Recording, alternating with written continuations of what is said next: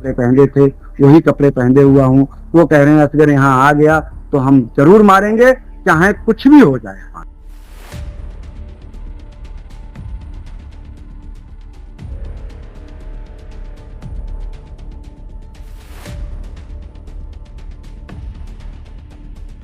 से लोग हैं जो इस तरह से अपने समाज का प्रतिनिधित्व करते हैं और वो करते हैं, तो उनके खिलाफ अगर इस तरह का प्रधान के द्वारा या पंचायत सेक्रेटरी के द्वारा इस तरह से हमला किया जाएगा तो क्योंकि भ्रष्टाचार ग्रामीण स्तर पे हो रहा है, इसका उजागर कैसे होगा, इन भ्रष्टाचारियों पे लगाम कैसे लगेगी।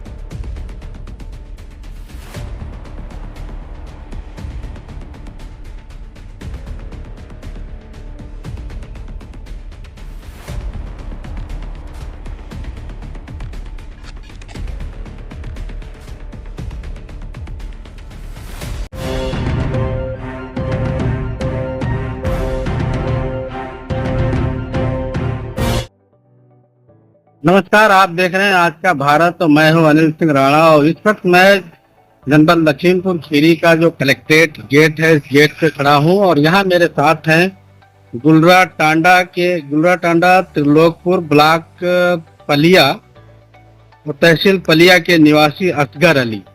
इन्होंने जो इनका ग्राम पंचायत गुलरा टांडा है वहाँ के प्रधान सेक्रेटरी पे गंभीर आरोप लगाए हैं जो प्रधानमंत्री आवास को लेकर के है। इनका साफ साफ कहना है कि जो लोग सेक्रेटरी और प्रधान को प्रधानमंत्री आवास के नाम पे 10,000 से लेकर के 20,000 रुपये तक देते हैं, उन्हीं का आवास स्वीकृत होता है और उन्हीं को पात्र बताया जाता है, और जो सेक्रेटरी प्रधान और ब्लॉक के अधिकारियों को पैसा नहीं देते हैं उन्हें अपात्र कर दिया जाता है। ये सबसे बड़ा प्रकरण है और गंभीर आरोप लगा रहे हैं।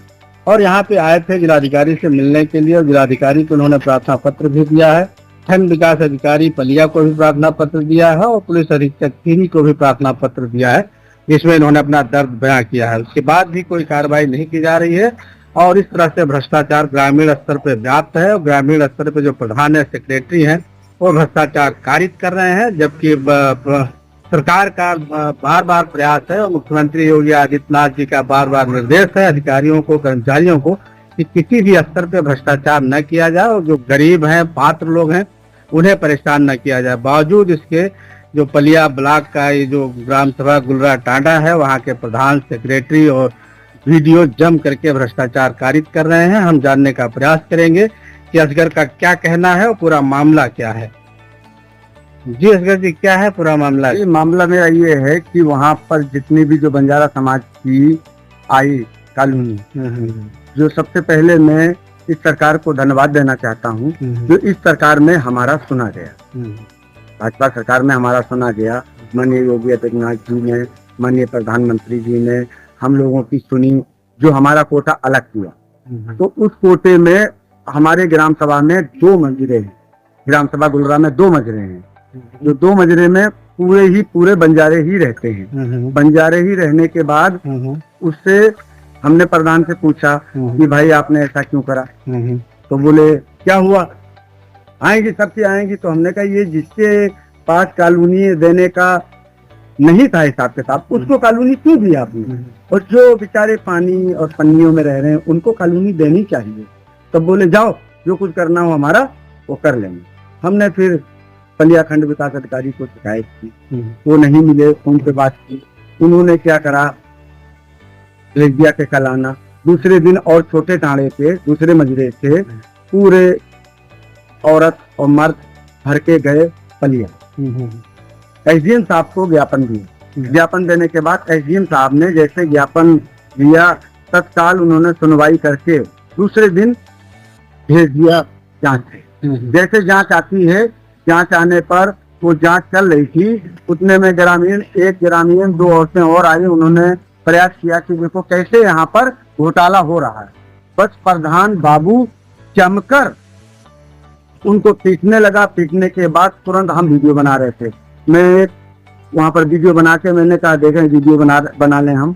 तब उधर से भागे कि चलो असगर पत्रकार को पकड़ लें, असगर पत्रकार को पकड़ लें, वो ये सब हो रहा है, वो क्यों वीडियो बना रहा है, क्यों वीडियो बनवा रहा है। उस दिन भी पत्रकार बुलाए थे उन्होंने और भी मीडिया साथी के लोग गए थे। तब उन्होंने पूरा घर मेरा घेर लिया। मैंने घर के अंदर घुसा, घुसने के बाद कपड़ किया।